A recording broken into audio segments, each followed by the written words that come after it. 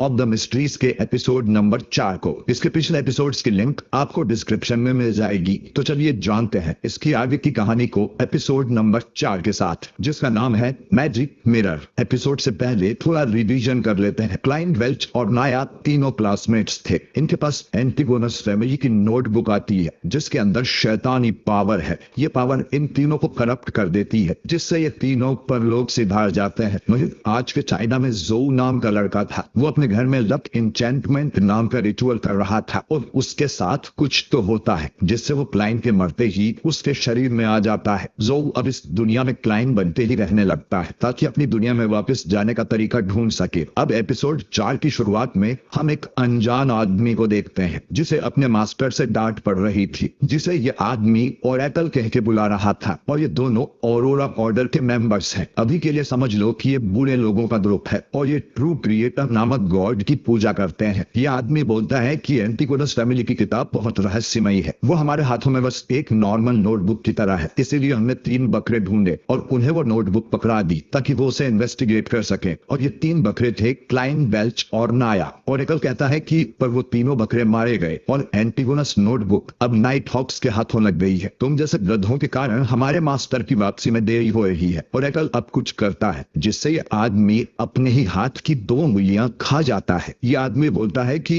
एक बकरा क्लाइंट अब भी जिंदा है। उसी ने वो नोटबुक नाइट हॉक्स को दी है। उसे जरूर नोटबुक में कुछ मिला होगा। मैं जल्द ही क्लाइंट को पकड़कर उससे नोटबुक वापस ले लूंगा। ओरेकल अब इस आदमी को एक आखिरी मौका दे देता है। दूसरी तरफ हम क्लाइंट को बैकथॉर्न सिक्योरिटी कंपनी में देखते हैं जहां वो ओल्ड नील से मिलने आया था। ओल्ड नील आज उसे रिचुअलिस्टिक मैजिक करना सिखाएगा। छोटे बियॉन्डर्स को रिचुअल करने के लिए कुछ सामान की जरूरत पड़ती है, जैसे कि मोमबत्ती और बाकी सामग्री, जिन्हें पहले से रेडी कर लेना चाहिए। इसके बाद इन्हें प्रेयर या मंत्र बोलने होते हैं। ओल्ड नील अब एक रिचुअल मैजिक करके दिखाने लगता है, लेकिन उससे पहले वो एक वॉल ऑफ स्पिरिचुअलिटी बना लेता है ताकि बाहर से कोई उनके रिचुअल में टांग ना अड़ाए। ओल्ड नील कहता है कि रिचुअल मैजिक में एक बात हमेशा याद रखना, किसी अनजान एंटिटी से कांटेक्ट करने की कोशिश मत करना, वरना तुम अंधकार की तरफ खींचे चले जाओगे जहां तुम्हारी मौत खड़ी होगी। क्लाइंट को लगता है कि अपने लक इंचेंटमेंट रिचुअल के दौरान उसने जरूर किसी एंटिटी से संपर्क कर लिया होगा और उसी कारण से वो इस दुनिया में ट्रांसफर हो गया। ओल्ड नील अब रिचुअल शुरू करता है और एवरनाइट गॉडेस से प्रे करने लगता है और उनसे कहता है कि मुझे 30 पाउंड दे दो ताकि मैं अपना उधार चुका सकूं। ये सुन क्लाइंट चौंक जाता है कि ये जादू का इस्तेमाल करके पैसे मांग रहा है। दोनों अब बाहर आ जाते हैं और क्लाइंट को समझ नहीं आता कि नील को पैसे कहां से मिलेंगे, जिस पर नील कहता है कि एवरनाइट गॉडेस पर भरोसा रखो। तभी उसे अपने सामने एक वॉलेट पड़ा हुआ मिलता है जिसमें ढेर सारे पैसे थे। क्लाइंट सोचता है कि ये किसी और के पैसे रखने वाला है क्या। तभी एक घोड़ा गाड़ी इनके पास आती है और उसमें बैठा आदमी कहता है कि ये मेरा वॉलेट है। नील ईमानदारी से उसका वॉलेट लौटा देता है और वो आदमी नील की ईमानदारी से खुश होकर उसे 30 पाउंड इनाम में दे देता है। यानी नील ने जो रिचुअल में मांगा था वो उसे मिल गया। वो क्लाइंट से बोलता है कि देखा जादू की ताकत। क्लाइंट मन में कहता है कि घंटा जादू की ताकत। नील अब क्लाइंट से कहता है कि हम मिस्ट्री प्रायर का तो ये नारा है, अपनी मर्जी का करो लेकिन किसी को नुकसान मत पहुंचाओ। क्लाइंट अब अपने घर जाने लगता है और सोचता है कि रोजेल ने अपनी डायरी में लिखा था कि पोशन को जल्दी डाइजेस्ट करना है तो एक्टिंग करो। यानी अगर किसी सीक्वेंस का नाम है गधा तो उस बियॉन्डर को गधा होने की एक्टिंग करनी है। इससे उसका पोशन जल्दी डाइजेस्ट होगा और उसका दिमाग भी करप्ट नहीं होगा। अब क्लाइंट का सीक्वेंस है सियर का मतलब होता है भविष्य देखने वाला। फॉर्च्यून टेलर को भी भविष्य बताने वाला कहा जाता है, लेकिन फॉर्च्यून टेलर को भविष्य देखने के लिए किसी चीज की जरूरत होती है, जैसे पत्ते या बॉल या तोता। लेकिन सियर उसे कहते हैं जो सीधा इंसान को देखकर उसका भविष्य बता दे। तभी क्लाइंट के सामने एक लड़की आती है जो पूछती है कि क्या क्लाइंट उनके डिविनेशन क्लब को ज्वाइन करना चाहेगा। डिविनेशन का मतलब होता है वो जादू टोना जिसे करने से फ्यूचर के बारे में या किसी अनजान चीज के बारे में पता लगाया जाता है। क्लाइंट अंदर जाके एक फॉर्च्यून टेलर ग्लासिस से मिलता है जो पत्ते देखकर बताता है कि जिस जगह क्लाइंट वापस जाना चाहता है वहां जाने में उसे काफी समय लगने वाला है। यानी क्लाइंट अपनी दुनिया में वापस तो लौटेगा लेकिन उसमें काफी टाइम लग सकता है। क्लाइंट अब सोचता है कि उसे भी यहाँ काम पे लग जाना चाहिए, इससे वो एक भविष्य बताने वाले की तरह एक्टिंग कर सकेगा। ग्लासिस बार बार खांस रहा था तो क्लाइंट अपने स्पिरिट विजन को चालू करता है और बोलता है कि तुम्हें जल्द ही किसी डॉक्टर से मिलना चाहिए, तुम्हारे फेफड़े ठीक नहीं है। ग्लासेस पूछता है कि तुम कोई डॉक्टर हो क्या, तो क्लाइंट बोलता है कि नहीं, मैं एक सीयर हूँ। इसी के साथ क्लाइंट भी इस क्लब का मेंबर बन जाता है। रिसेप्शन वाली लड़की कहती है कि मिस्टर विंसेंट ने कहा था उनके यहाँ कोई कमाल का सीयर आने वाला है, लगता है तुम वही हो। विंसेंट इनके क्लब का सबसे बेस्ट फॉर्च्यून टेलर है। विंसेंट इस समय अपनी क्लास ले रहे हैं जिसमें वो मैजिक मिरर के बारे में पढ़ा रहे होंगे। विंसेंट अपनी क्लास में बताता है कि मिरर किसी रहस्यमय दुनिया के लिए दरवाजे का काम भी कर सकते हैं और मिरर वाला जादू करते समय हम 7 ऑर्थोडॉक्स गॉड्स को प्रे करते हैं। इस दुनिया में मेनली 7 देवता है। क्लाइंट बाहर ही खड़ा था और वो देखता है कि विंसेंट एक लाल बालों वाली स्टूडेंट को एक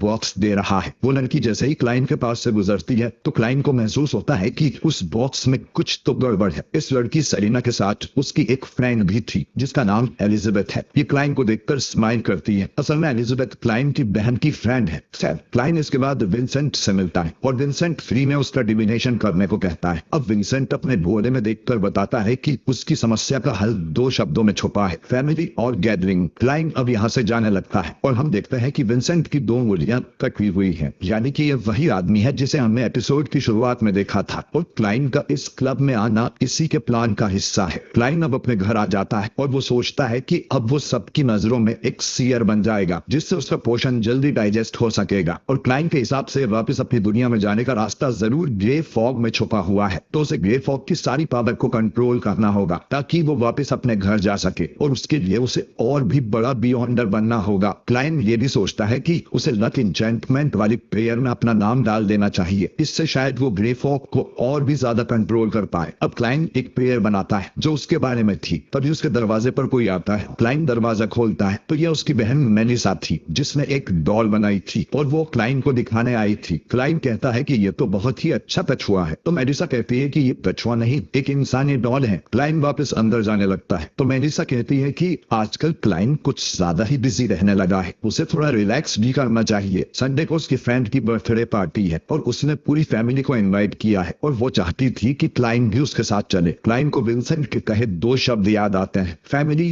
गैदरिंग, और वो मेलिसा के साथ चलने को मान जाता है। खैर आज मंडे था, यानी क्लाइंट को ग्रे फॉग में मीटिंग के लिए जाना था। क्लाइंट के साथ यहाँ ऑल्डर और ऑड्री भी आ गए थे। अपने स्पिरिट विजन की वजह से क्लाइंट इन दोनों के बारे में और भी बातें देख पा रहा था, जैसे कि ऑल्डर सेलर पाथवे सीक्वेंस 8 का बियॉन्डर है और ऑड्री भी अब स्पेक्टेटर पाथवे सीक्वेंस 9 की बियॉन्डर बन चुकी है। पिछली मीटिंग में ही उसने ये पोषण बनाने की विधि ऑल्डर से खरीदी थी। क्लाइंट को इन दोनों के पीछे इनके पाथवे का सिंबल भी नजर आने लगता है और क्लाइंट के पीछे भी उसके फूल पाथवे का सिंबल आ जाता है, लेकिन इन्हें सिर्फ क्लाइंट ही देख पा रहा था। ऑड्री बोलती है कि मिस्टर फूल, मेरे पास 3 सवाल है। पहला कि वो एक बियॉन्डर बन गई है तो उसे किन चीजों का ख्याल रखना चाहिए। इसका जवाब ऑल्डर देने लगता है कि स्पेक्टेटर का काम होता है दूर से सब पे नजर रखना, उसे पोषण के नाम को समझना होगा। अब क्लाइंट बोलता है कि पोषण को समझना नहीं है बल्कि उसे डाइजेस्ट करना है, जिसके लिए उन्हें एक्टिंग करनी होगी। पोषण के नाम सिर्फ दिखावे के लिए नहीं है बल्कि वो उसे डाइजेस्ट करने की असली चाबी है। ये दोनों क्लाइंट का शुक्रिया करते हैं उन्हें इतनी बड़ी राज की बात बताने के लिए। ऑड्री अब अपना दूसरा सवाल करती है कि अगर कोई जानवर सीक्वेंस 9 का पोषण पी ले तो क्या होता है। जो सुनिए दोनों समझ जाते हैं कि ऑड्री ने कुछ तो गड़बड़ की है। ऑड्री जब अपना पोषण बना रही थी तो उसे उसकी डॉग सूजी ने पी लिया था। ऑल्डर कहता है कि जब कोई पोषण पीता है तब या तो वो मर जाता है या मॉन्स्टर बन जाता है। अगर ये दोनों चीजें नहीं होती तो इसका मतलब है कि ऑड्री का डॉग भी अब एक बियॉन्डर बन गया है। अब ऑड्री अपना तीसरा सवाल करती है कि उसके लियोन राज्य में थोड़ी गड़बड़ चल रही है क्योंकि मिनिस्टर की कुर्सी पे अनपढ़ गवार लोग बैठे हुए हैं और वो चाहती है कि उनकी जगह काबिल लोग आए, लेकिन इतने लोग मिलेंगे कहाँ। अब क्लाइंट कहता है कि ये तो बहुत आसान है, तुम अपने राज्य में यूपीएससी का एग्जाम करवा दो जिसमें आम पब्लिक के लोग भी हिस्सा ले सके। जो लोग पास होंगे वो ही राज्य को संभालने के लायक हैं। इस तरह उन्हें सरकार चलाने के लिए काबिल लोग मिल जाएंगे और इस प्रोसेस को तुम हायर एग्जाम नाम दे सकते हो। अब ये सुन दोनों समझते हैं कि क्लाइंट तो कोई महान आदमी है जो करोड़ों सालों से जिंदा है और उसने सारी दुनिया देखी है, इसीलिए वो इतना अच्छा उपाय बता पाया। जबकि क्लाइंट ने तो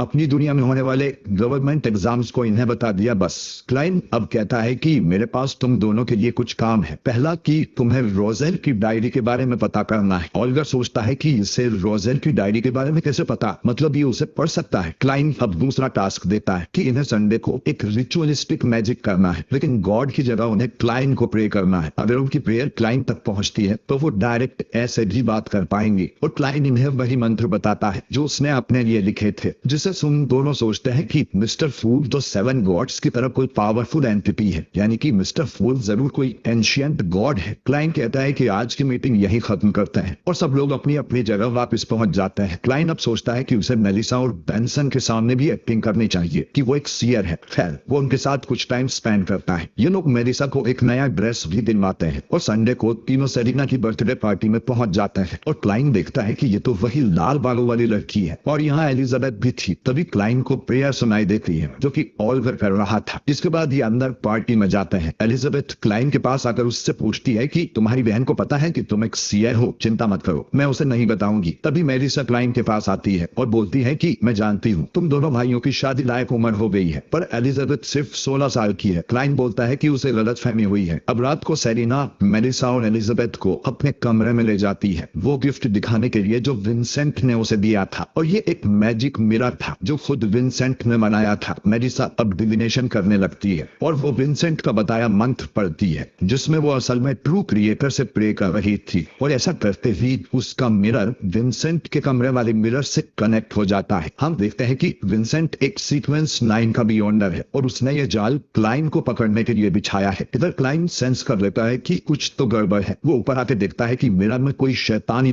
पावर है जो कि सेरेना को करप्ट कर देता है। क्लाइन अब सोचता है कि सेरेना को वापस ठीक करने के लिए उसे रिचुअलिस्टिक मैजिक करना होगा जो नील ने उसे सिखाया था, और एवरनाइट गॉडेस से हेल्प मांगनी होगी, लेकिन उसके लिए सामान चाहिए। तभी क्लाइन देखता है कि रिचुअल का सारा सामान सेरेना के कमरे में ही रखा हुआ था। अंदर वो मिरर मेलिसा और एलिजाबेथ दोनों को बेहोश कर देता है और सेरेना को पूरी तरह से अपने वश में कर देता है। क्लाइन तभी यहाँ आकर एवरनाइट स्लमर से उसे बांध देता है और जल्दी से टेबल पर रिचुअल का सारा सामान रख देता है। इसके बाद वो एवरनाइट गॉडेस से प्रे करने लगता है और सेरेना को शैतानी आत्मा से मुक्त करने की कोशिश करता है, लेकिन दूसरी तरफ से विंसेंट बीच में टांग अड़ा देता है और सेरेना को आजाद कर देता है। वो सीधा क्लाइन पर अटैक कर उसे पकड़ लेती है और उसके जरिए विंसेंट क्लाइन से पूछता है कि बताओ एंटीगोनस नोटबुक में तुम्हें क्या मिला था, जल्दी अपने सारे राज बता दो वरना मैं इन दोनों लड़कियों को मार दूंगा। क्लाइन अब बिल्कुल पावरलेस हो गया था, लेकिन तभी ऑड्री क्लाइन की बताई प्रे करने लगती है जिससे क्लाइन के अंदर ग्रे फॉग वाली पावर्स आ जाती है और वो आराम से सेरेना की पकड़ से छूट जाता है। अनजाने में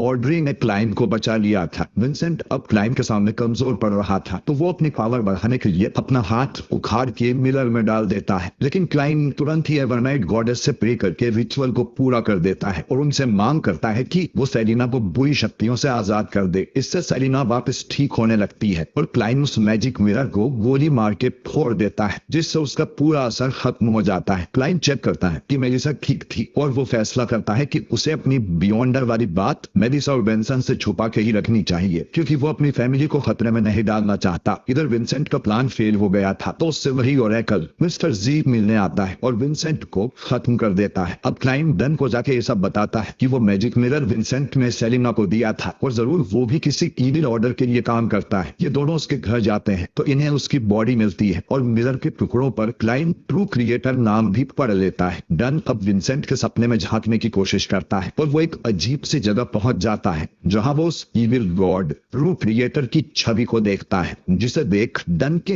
होश उड़ जाते हैं। अगली सुबह हम लियोन किंगडम की राजधानी बैकलूम को देखते हैं जिसके एक आलीशान महल में ऑड्री रहती है। ऑड्री की फैमिली इस पूरे राज्य के सबसे अमीर राजघरानों में से एक है। वो चाहकर भी एक ड्रेस को दोबारा नहीं पहन सकती और उसके हर काम के लिए नौकर चाकर लगे हुए हैं। आज एक फंक्शन था जिसके लिए ऑड्री तैयार हो जाती है और अपनी डॉग सूजी को खुशी में घुमाने लगती है। तभी उसे आवाज आती है कि चक्कर आ रहे हैं और यहाँ पर तो कोई नहीं था। मतलब ऑड्री अपनी डॉग सूजी की बात समझ पा रही थी। शायद ये उसकी बियॉन्डर वाली पावर की वजह से हो रहा था। और यह एपिसोड यहीं पर